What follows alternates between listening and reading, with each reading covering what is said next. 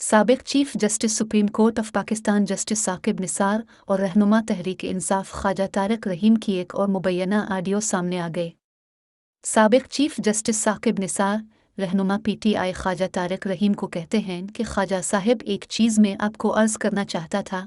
ख्वाजा रहीम जवाब देते हैं कि जी बताएं, जिस पर साबिक चीफ जस्टिस कहते हैं कि एक जजमेंट ज़रूर देख लीजिएगा, ये 7 मेंबरान की जजमेंट है। ख्वाजा तारिक रहीम पूछते हैं कौन सी जजमेंट। साबिक चीफ जस्टिस साकिब निसार बोलते हैं कि जी ये अपना सुमोटो है, ये अपना 4 नंबर सुमोटो है 2010 का। 7 मेंबर जजमेंट 2012 सुप्रीम कोर्ट सफ़हा नंबर 553। चलिए अब पढ़ लेंगे तो पता लग जाएगा। पीटीआई रहनुमा कहते हैं कि मैंने देख लिया है, मैं पढ़ लूँगा।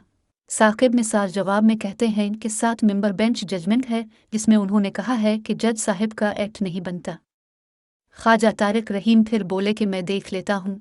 साकिब निसार फिर जवाब देते हैं कि जो भी आपका वकील है इसे कहीं देख ले।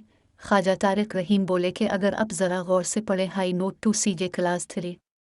साबिक चीफ जस्टिस साकिब निसार कहते हैं कि जी सर, मैंने देखा है, वही हमारे पास वे अलिफाट है, वरना तो केस ही नहीं बनता था। आज़ाद जम्मू और कश्मीर में जो कुछ हुआ इसके बाद तो तौहीन अदालत का ये सीधा केस है। मुबैना ऑडियो में ख्वाजा तारिक रहीम ने कहा कि वो भी हो रहा है। साकिब निसार का मुबैना ऑडियो में कहना है कि कल जो कुछ हुआ आज़ाद जम्मू कश्मीर में, इसके बाद तो कोई।